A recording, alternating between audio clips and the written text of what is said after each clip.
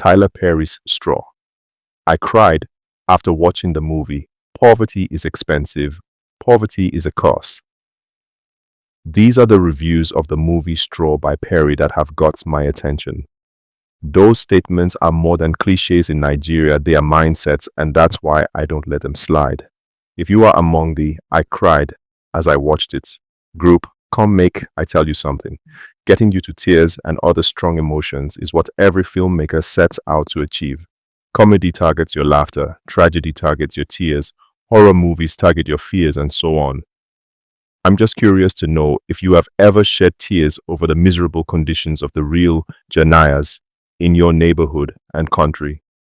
If you live in places like Maitama, Garki, Asokoro, and Wus in Abuja, and you are one of those who cried after or while watching Straw, please take a drive to places like Mpape, Tasha, Gwagwa, and see if you can cry and do something. Just come see the real Janiyas.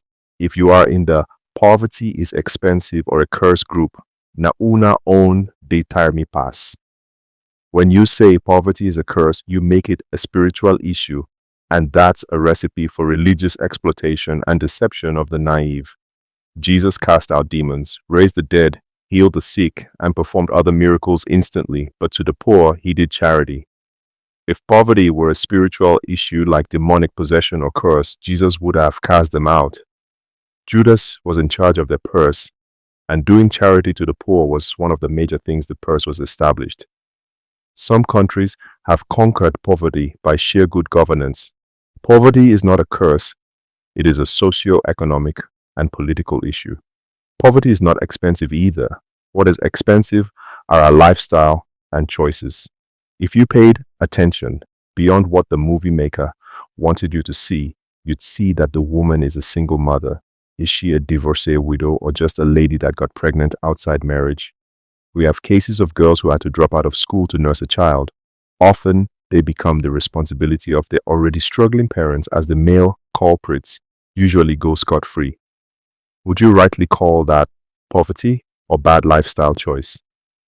She rejected financial help from a friend in that movie, according to a review I watched. Here in Africa, and Nigeria specifically, communal living eases economic burdens. We used to know how to help one another to carry our burdens. Galatians 6:2. Even to the extent of building of houses. Today, those values have disappeared because everyone wants to be wealthy to oppress others. Our individualistic lifestyle has cut people off from community grid. This is not poverty but lifestyle issue. Then is the issue of urbanization. Majority of humans migrate to the urban centers in search of greener pasture. This makes people who were relatively comfortable in rural areas to be thrown straight into misery in the city. Just the money for rent in the cities can feed someone for a whole year in the village where they have their own house. The acceleration of the gap between the super rich and the poor is the byproduct of the urbanization lifestyle we've adopted. This is where governance and government are supposed to make a difference. Hear me. Poverty and wealth do not exist in nature and in the spirit realm.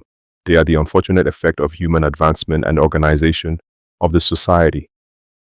Poverty is not expensive.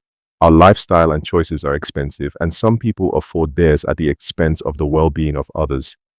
After watching this movie, and you can comfortably carry an iPhone of 1.5 meters while neglecting to help that poor family or widow with their rent of 200,000, you are one of the straws.